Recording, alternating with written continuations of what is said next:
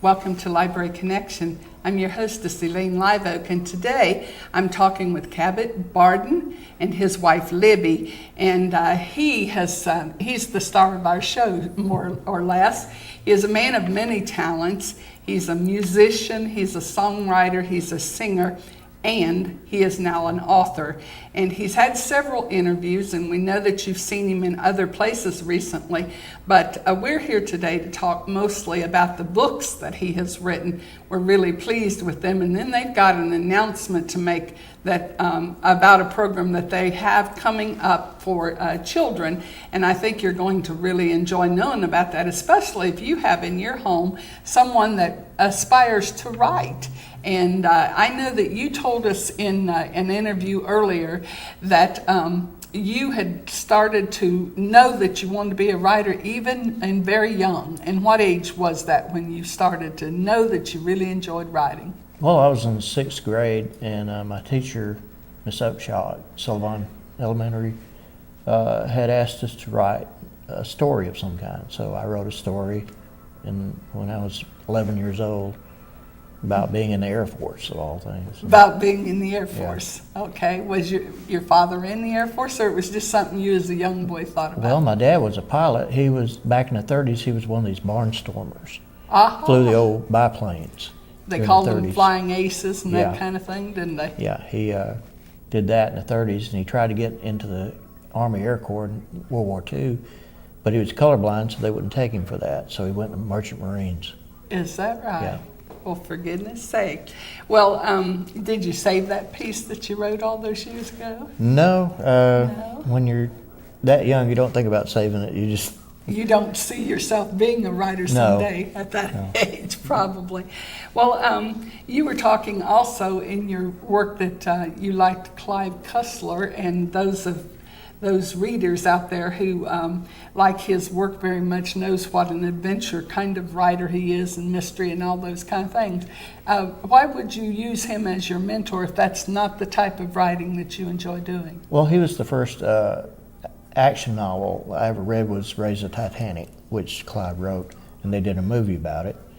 And after reading that book, I said, well, he's got to have some more good stuff, so I picked up several of his books in the 80s, early 80s, and then in 86 I said, well, why can't I write something? So I said, well, I can't write about adventure because I haven't been anywhere and done anything yet.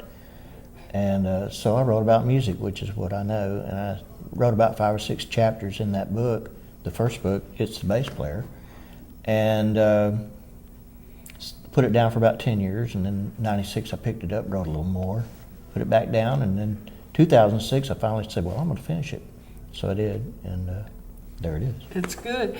And in the middle of this book, you have a lot of pictures, and it brought back memories, having lived through the 70s, the long hair and all of that. Tell us just a little bit, if you will, about the background of this book, what it's all about, and who the characters are.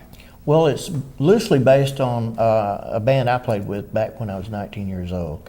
It's fiction. Some of the story is not true, so if anybody says, oh, all that happened, no, not all of it did, but everything pretty much happened except for the big concert at the end and a few other things.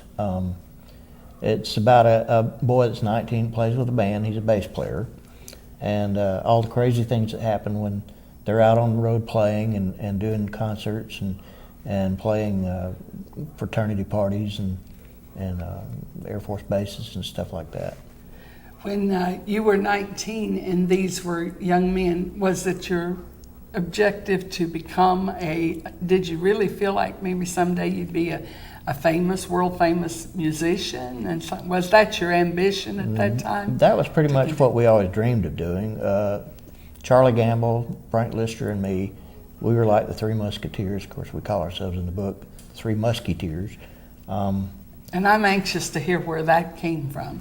Just who thought that up? Well, Musketeers. We just, I don't know, we just came up with Musketeers instead of Musketeers. Frank was kidding around one day and said, hey, we're the Three Musketeers. And I said, okay. So, Had to have a name, right?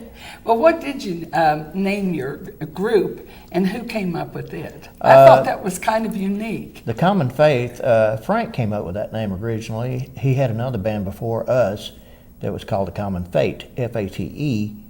And when they broke up, he was looking for a bass player. I was a guitar player at the time. And he said, well, I don't need another guitar player because I play guitar. And so I said, well, okay, I'll play bass. So I went on the bass and stayed there. And Charlie came in the band, and we had a guy from Harpersville, Brad Rogers, singing with us. And we started out with that nucleus. You didn't have a young lady in your band until later, right? Well, actually, when we first put the band together, Carol Gooden was singing with us. Oh, okay. And she stayed with us for a little while, and then she moved on. Then we didn't have another girl singer. Had a young girl from Rockford, Gwen McKinney, who sang with us for about 2 or 3 bookings, and then she left. Oh, okay. So, it's kind of hard, isn't it, if you don't have steady employment sometimes for people to hang around until you get, It's to hard be being famous. on the road too all the Yeah. time, being Yeah. gone from home, Yeah. especially Well- for a woman. Oh, yeah. well, we were a bunch of young boys, and her parents wanted to have somebody chaperone, because she was a young lady, and Right. we were playing in Atlanta and places like that, pretty far off.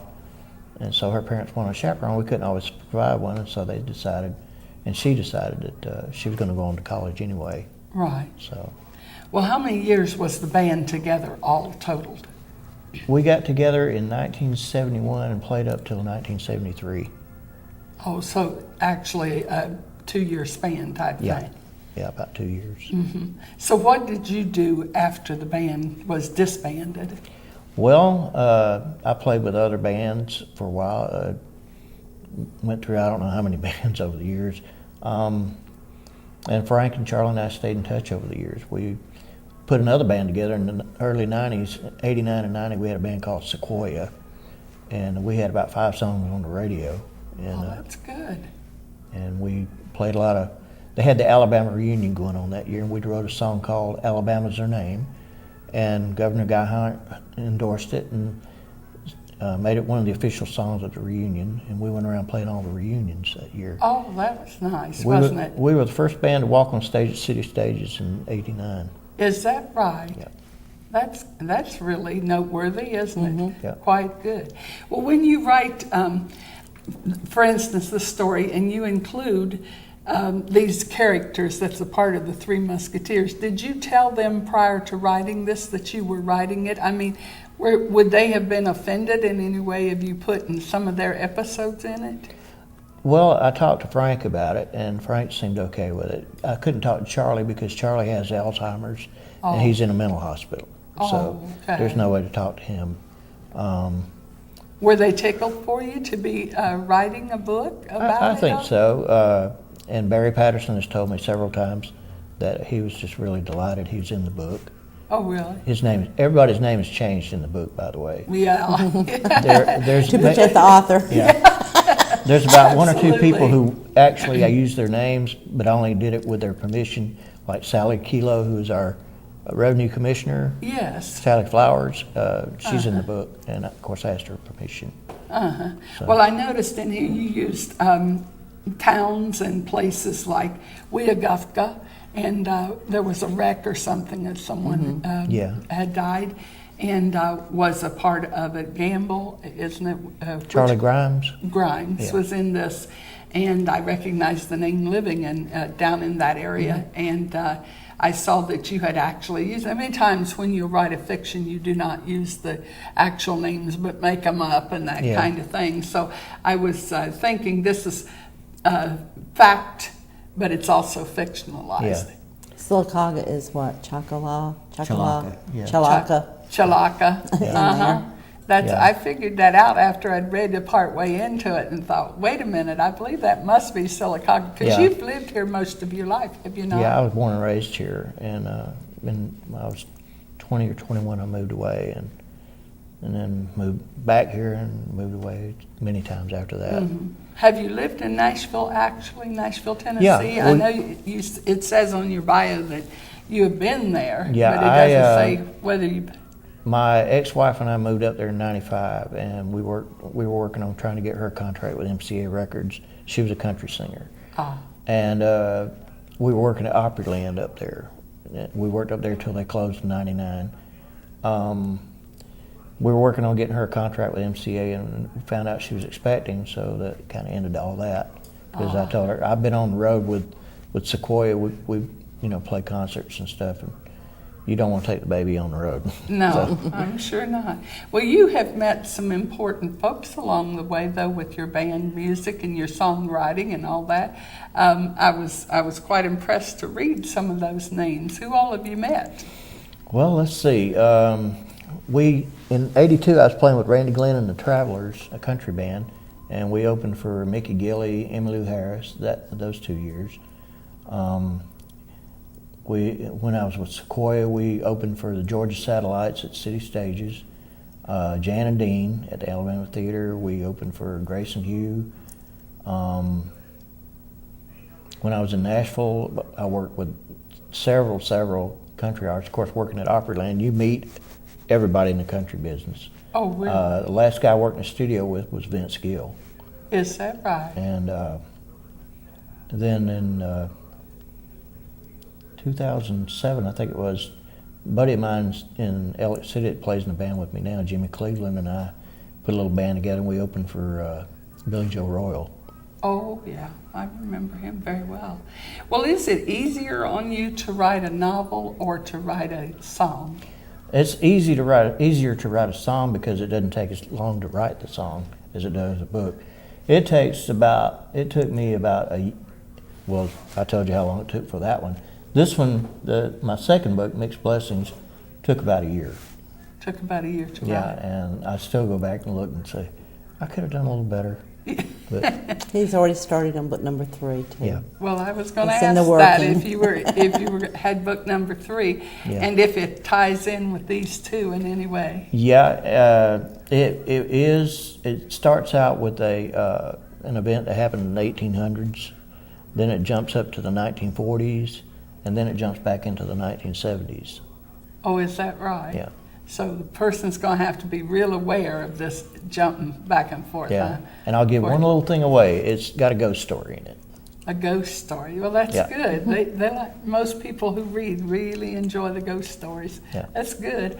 Well, in this book, will you give us just an outline if you've got a couple of minutes here? Will you just kind of tell us, and we're going to concentrate on this one and we'll come back and do that one, but tell us the basic story of this right here, of the book. Well, It's the bass player. Why the title? It's the bass player. I had another title in mind when I presented it to the publisher. I was going to call it A Pocket Full of Picks because I always carry around a pocket full of guitar picks. Oh, okay. And they said, no, that's not catchy enough. We need something better. So there's a line in the book where this guy, he's just badgering the bass player. He's playing at a concert up in Coleman at St. Bernard College. And this guy's just badgering the heck out of him. He's just screaming, it's the bass player, it's the bass player. I said, okay, well, I'll just use that for the title. Yeah. And they it said, works, okay. doesn't it? Yeah. It I works. actually It's thought got- A Pocket Full of Picks was catchy though. I Yeah. thought so too, that alliteration and all Yeah. of that. That would have worked just fine. It sure would have. Well, was it difficult getting it published? Not People really. come into the library all the time they've got this book written and they just don't know how to go about getting it published. Well, the best thing to do is go online. You can find a lot of publishers online, but you have to be careful who you get because there's some that will charge you an arm and a leg just to print your book and not do anything to get it out there to publish it. Right. There's a difference between printing and publishing. What we call vanity publishers are people that just print your book and say, here you go, and that's it. Straight the way you've written it, yeah, with no and- editorializing at all. And they don't try to sell you either or sell your book. Yeah. They don't get it out there to the public, so the public never knows it's there until you get it out there Right. and publish it. But this one here, I've been really fortunate. These guys, they've got it in, it's being read as far away as Australia, New Zealand, South Africa, England, and of course here in the States that I know of. Well, and it's on the web. I mean, Yes. it's on Amazon, and we order thousands of books for the library through Amazon and places like that, so people can go online quickly and just put your name up and it pops up. It So, also can be bought at Barnes & Noble online and Books A Million online, and the Book Nook here in Silicaga carries it too. Yep. And of course the library has it. oh yes, To check and out. absolutely, Yeah. and we're very thankful for that. We are indeed. That we have it. We have a couple of copies actually for you to check out. When we come back in just a few moments, we're going to talk with Cabot Barden. I'm sorry, Cabot Barden and Libby about his second book, and we're also going to talk about a program they have for youth. Please join us then. Wright Tire and Service on West Fort Williams in Silicaga is the right place for you. We carry the right tires for your car: Goodyear, Cooper, General, Michelin, and lots more. Wright Tire and Service is also your right choice when it comes to all of your automotive service needs. Whether it's an oil change, front end alignment, brake service, or air conditioner work, make the right choice the first time and stop by Wright Tire and Service, Silicaga.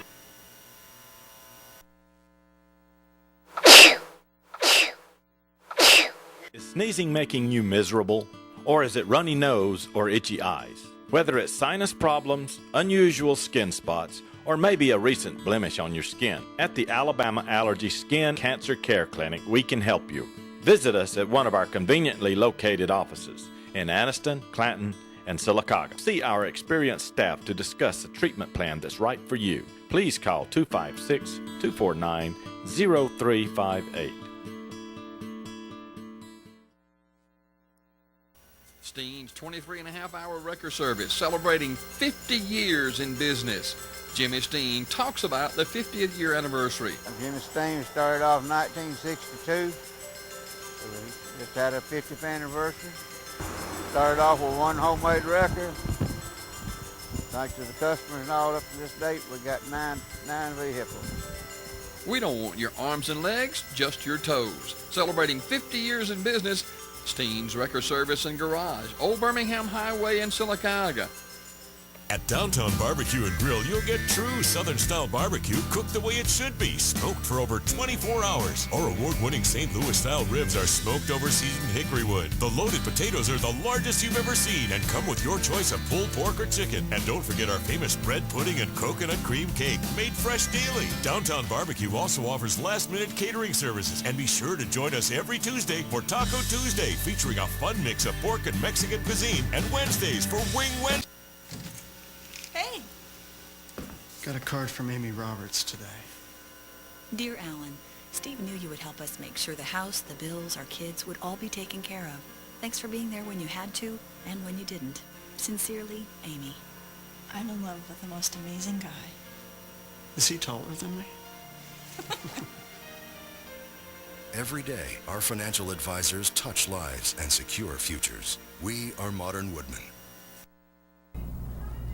Welcome back to Library Connection. I'm talking today with Cabot Barden and Libby Barden, his wife, and I apologize for my calling him the wrong name a few minutes ago. But he is an author, he is a songwriter, he is a singer, and I went online and, by the way, and listened to you sing, and you're very good with that as well. Well, thank you. You can see him on YouTube if you have that ability to do that at home. It's a lot of fun to be able to know and hear people prior to meeting them and talking about what they're doing. But this second book is what we've been talking about. His first book, and he told us the first book here, it's The Bass Player, is about when they were young, when he was young and he was playing in a band. It is a fiction, a work of fiction. The second book is also a work of fiction, and you take the main character from this book, and it's all about him and maturity. Tell us, just give us a synopsis of the book. What's it all about? Well, the book starts out with them doing a concert opening for Steppenwolf in Atlanta. And right before he leaves, his mother calls him up and says, "We got a problem here. There's a little girl over here that's run away from home. It's at our house. and she wants to talk to you. So he goes to the house to solve the situation. He shows up there, and his girlfriend's there. And so he has to sort that situation out. He ends up finally deciding, okay, he's getting serious with his girlfriend anyway, so he drops on one day and he proposes to her. Oh, really? Before the concert. And of course the little girl, his mother calls the police, and they come get the little girl and take her home. She's a runaway. Yeah. Oh, she's a runaway? Yeah, and okay. so anyway, he does the concert and comes back, and they get offered a contract for doing an album on Dunhill Records and a concert tour with opening for Steppenwolf. And one of the guys in the band's already married, and he said, well, I can't do that. I've got a family. I can't take them all over the country, so I quit. So the band breaks up, and so he decides to go to work and try to put things together for him and Nancy, his girlfriend, to get married. And a lot of things happen, and they eventually break up, and then he goes on a bad date. And he realizes how bad he messed up losing Nancy, so he goes back and proposes to her in a clown costume. Oh my goodness. Because she said the only way she'd take him back is if he dressed in a clown costume, and showed up on her doorstep and sang to her. So that's what he did, huh? Yeah. So they end up finally getting married and having kids, and I won't spoil it for what happens, but he loses a very close person to him after they have their children. And his best friend Corey, his girlfriend, gets killed in a car wreck. They're on the day they're getting married. Oh my goodness. And so it takes Corey a while to get back to his old self again. Corey's the clown of the bunch. He's always doing crazy stuff. And of course, Toby moves on and Corey moves on. And it goes from there. Mm-hmm. He's kind of balancing his life as a family man and still trying to do the musical career too. Yeah. Right. And it's about trying to balance those two out. Right. It's a much more serious book than The Bass Player is. Yeah. Right. Well, and that's good because it shows the maturity then, the maturing. And sometimes band players, they want to stay in the groove of the 70s or whatever. Yeah. They just want to stay there. They don't want to move with the times, and sometimes we have to move on. Well, they find out what real life is all Right. about. They do. And it doesn't always pay the bills to do the things that we'd rather do. You need to do That's something right. else. That's So definitely right. it's a good. Well, I had asked you off camera to be thinking about it, but if one of your books were to be made into a movie, who would you like to see play the role of the key? Which Toby Martin plays major role in both of the books, does he not? Yeah, he does. I could see Shia LaBeouf playing the part.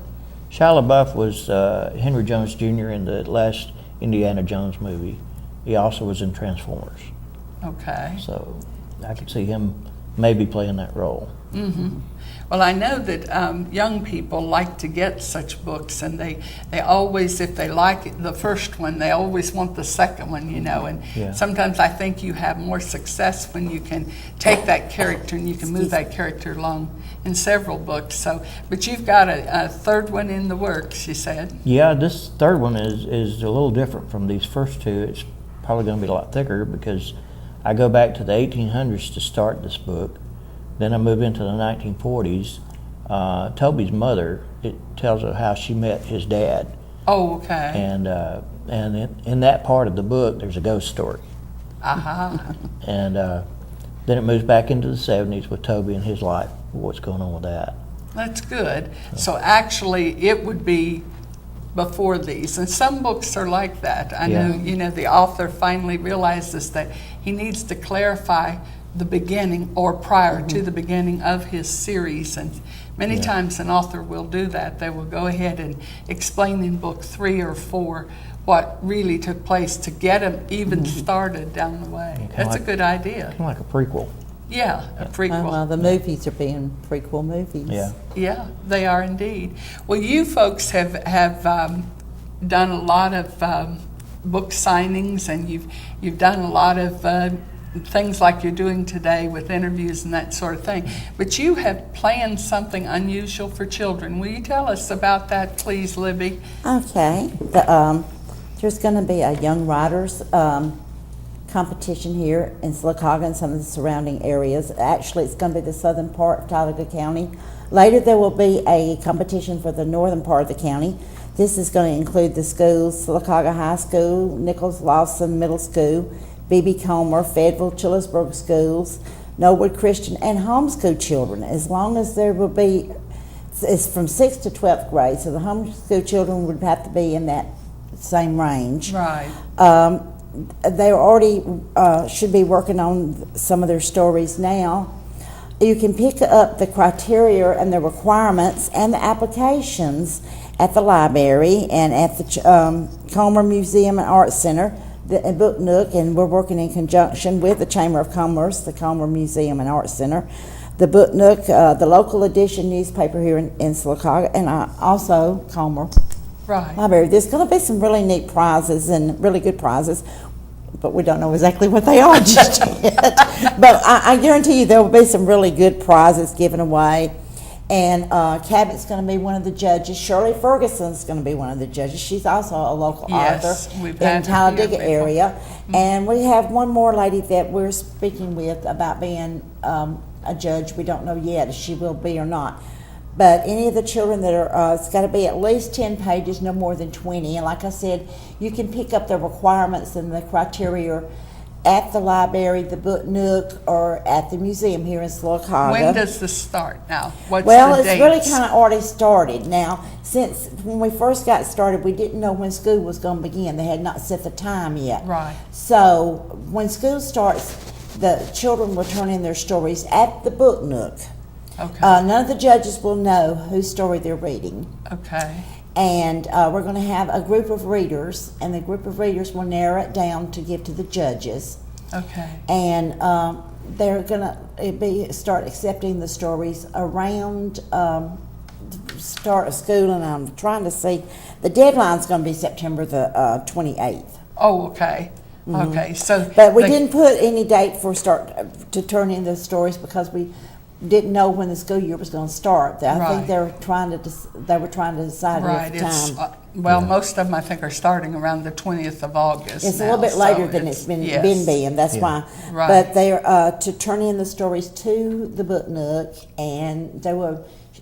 Doris, that runs the Book Nook, will be giving numbers to so they will not know whose story they're reading. That's good. Now, do you have a topic that they have to write on, or they can write whatever on they any want to. subject they want? There's going to be a first, second, and third place. And like I said, when they pick up the applications, also with the criteria for what the judges will be looking for, like the settings, excuse me, the characters, the imagination, the theme, grammar, and originality. Yeah, grammar and originality. Well, I know that we have had, we have judged in the past. The schools used to do much more of that book writing and stuff and illustrations. Are they to have illustrations in No, this? there's to be no illustrations, just the story itself. We had already contacted all the librarians at each of these schools before school was out in hopes that they would get the information to their students so their students could be working on their stories during the summer. Right. So all the librarians at the Sylacauga High School, Nichols Lawson, B.B. Comer, Fayetteville, Chillisburg, and Norwood Christian had been notified that, and also sent copies of the applications and things before school was out this year. Okay. Now, will this story be published or no? We're hoping. I'm not going to make any promises. Yeah. We're working with Tom Robertson at the local edition, and he's hoping to get the grant. One of the grand prizes will be that they will be published. Also, they're wanting to take maybe all these short stories and put them together. Okay. Well, we thank you so much. We have so much to talk about. We thank you for watching Library Connection today. Good luck on that project and good luck on your future books. And thank you so much for being with us today. Thank you for having us.